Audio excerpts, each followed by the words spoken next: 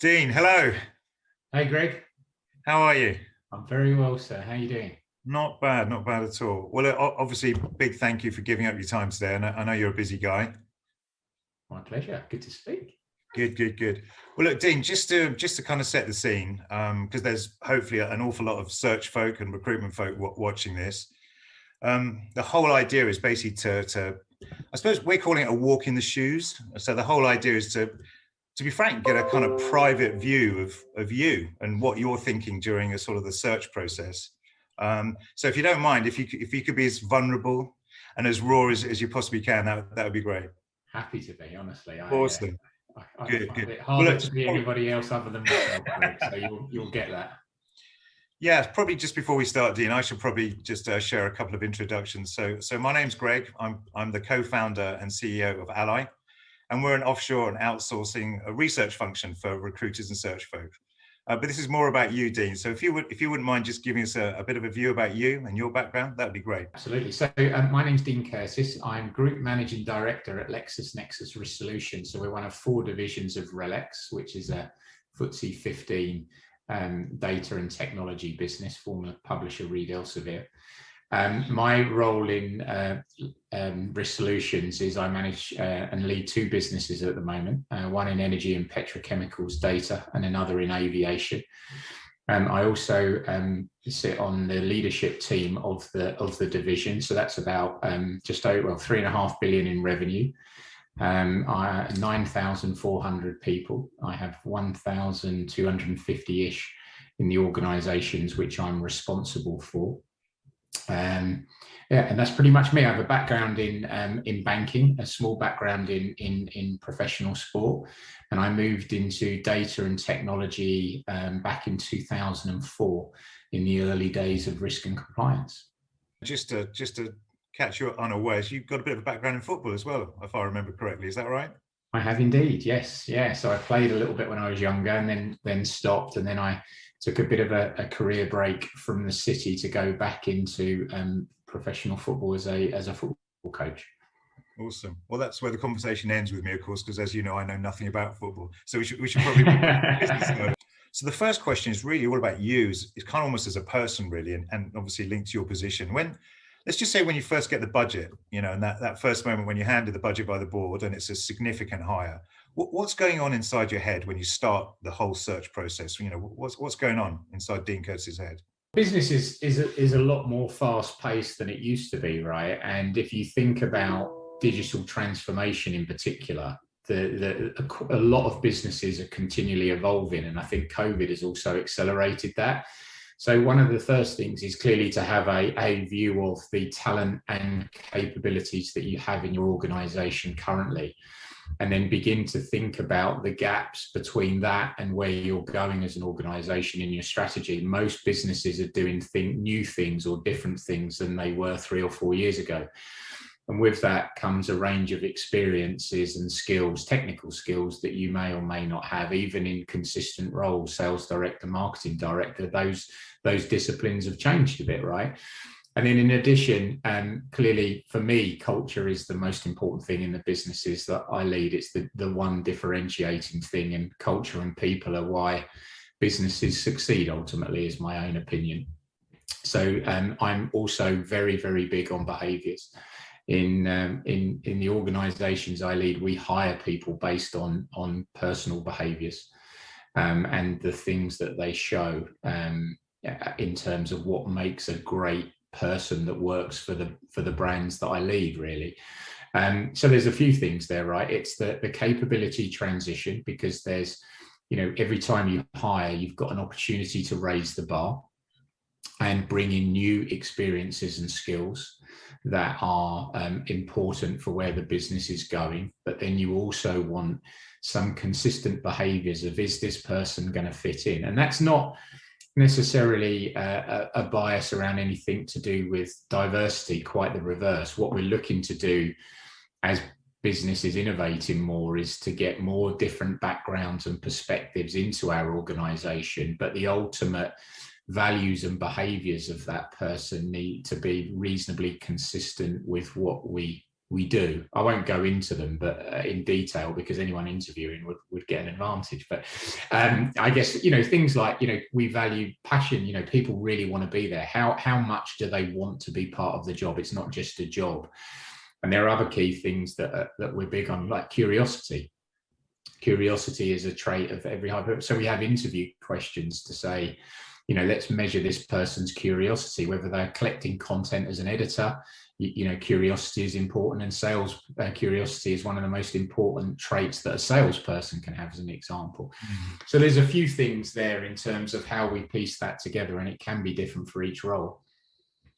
That's a really interesting answer. And if you don't mind me saying so, that's something that I haven't heard in a long time, to be honest with you. I mean, I remember probably about 10, 15 years ago, there used to be more of that around. And that, I don't know, would you agree that's something that's been lost of late? I mean, it's something I don't hear too much when I hear about the criteria so much. Yeah, and it may be to do with the culture piece, right? I think, like, you know, clearly COVID has made some very challenging times for a lot of business models, and it's created opportunity for others. But the one thing I believe that it's done is really differentiated good and bad cultures in organizations. And the fact that you can't be that old school autocratic, I want to see my people and this is what we're going to do, top down hierarchy, a level of empowerment where it is ultimately behavior driven, and you can really allow people to be themselves. And that's, you know, I when I interview, I prefer to do it as a discussion, because as soon as you have a really set group of questions, it becomes a very antiseptic environment, and then you don't actually see the true person. And that's often a bad thing for both. If you're going to bring someone on board and they're not going to work out, you invest in their onboarding, they invest their time. And so for me, that has to be a win-win. And ultimately, it's about the person. It needs to work for them, and it needs to work for the company. And that comes down to being who you really are, right? It's you want to get the best out of all of the talent you've got, and as a leader, allow them to achieve their absolute potential. But at the same time, you don't hire people to change them. So the more antiseptic that process is at the front end, the less chance it's got of being successful for both at the back end, which is ultimately where we all win. Some really good insights to take away. Appreciate that. That actually might have pre-answered my next question to a certain extent, and that is, you know, that old-fashioned term, what does good look like? You know, again, so when you've been through all these processes, I think probably we'd all be quite interested to understand, when you see, what's the right term, search excellence, best of breed, best practice, what are the characteristics, traits, behaviors in search folk that you look at and think, yeah, do you know what, that really works for me? Yeah, so I relate that actually to sales in general, and my background is as a salesperson, right? So, but as soon as you say the word sales, people, you know, you think it's almost a dirty word. But in any business, nothing happens until you sell something. In any business, nothing happens without quality people. And so if you look at search, and clearly it's a tough time in the world for the world of search at the moment, right? The roles have reduced, but for me, it's an even better point, like I spoke about cultures, for the best to differentiate. And it's the same as sales, right? You know, when you talk about what's the view of a salesperson, you think of a car salesperson, or, you know, a window salesperson, all in the same breed. And for me, the biggest advantage about being in sales is that it's awash with mediocrity.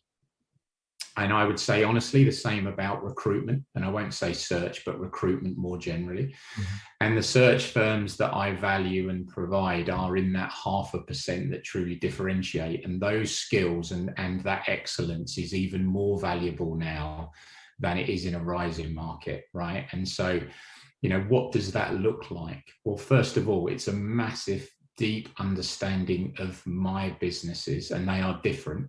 What we want, behaviors, people, and cultures are different in the businesses, the portfolio businesses that I manage.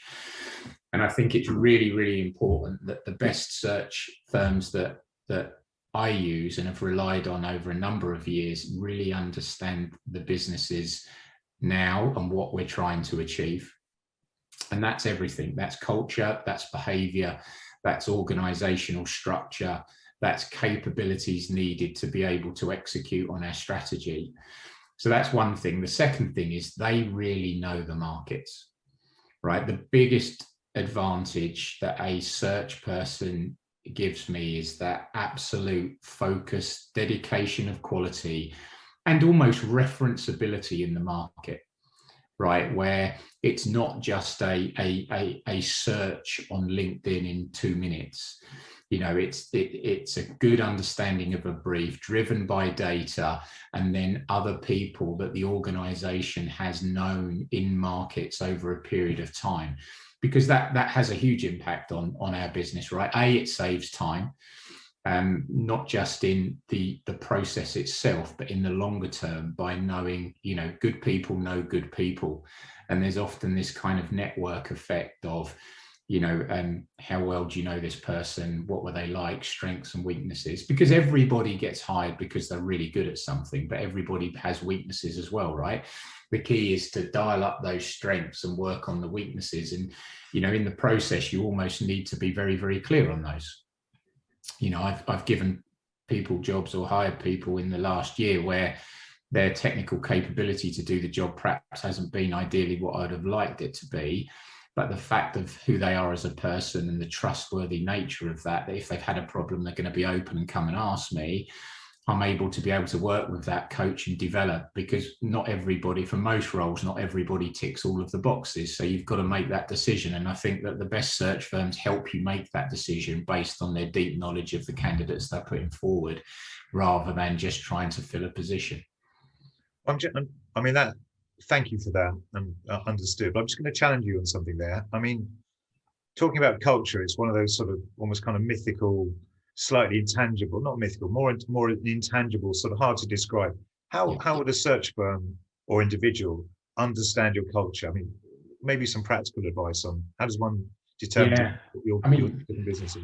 You're right. It's a really hard thing to measure, but probably the most important. You look at things like engagement scores in a firm, but for me, the best measurement of culture is the language used and the behaviours shown.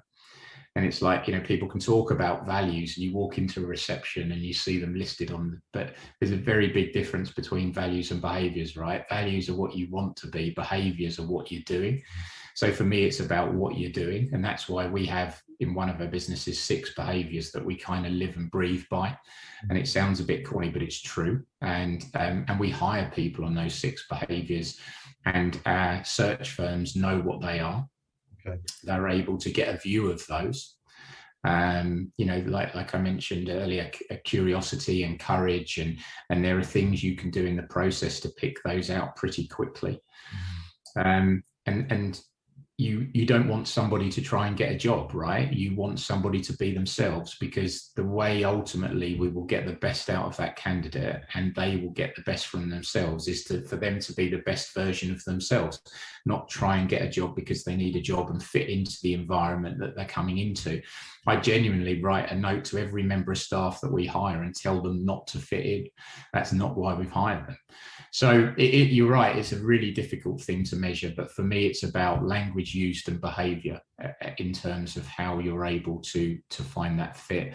And when search firms and organizations know you enough, they know your language, they know what makes a good person. And even if you haven't got roles, they bring people to you that fit and say, I know your business, this is exactly what you like. And when it works beautifully, it is beautiful. It saves so much time, and it brings you so much good talent. And it also is great for the candidates too, because there's a match. It's not an artificial marketplace, right? It is a matching of long-term objectives of both the individual and the organization. And that's when it really works. To be honest with you, my primary emotion has just irritated you, and I haven't had this conversation earlier. I've known you 20 years. This is something we should have talked about. As you know, we're in a startup ourselves, so I'm trying to take notes and interview at the same time. Dean, thanks for that. That was super helpful. So listen, my last question, kind of a closer. You know, there's a ton of people out there trying to make a living, trying to survive, trying to make money. Yeah. What advice would you give? You know, and I can't bear to talk about the current circumstance any more than we have to, but what advice would you give to people in this sector?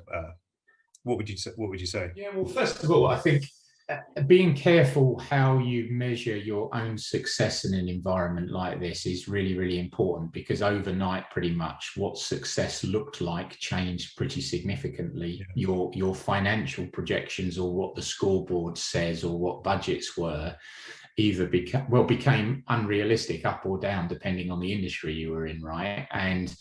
Um, and therefore the other success factors in performance are pretty important to stay true to yourself.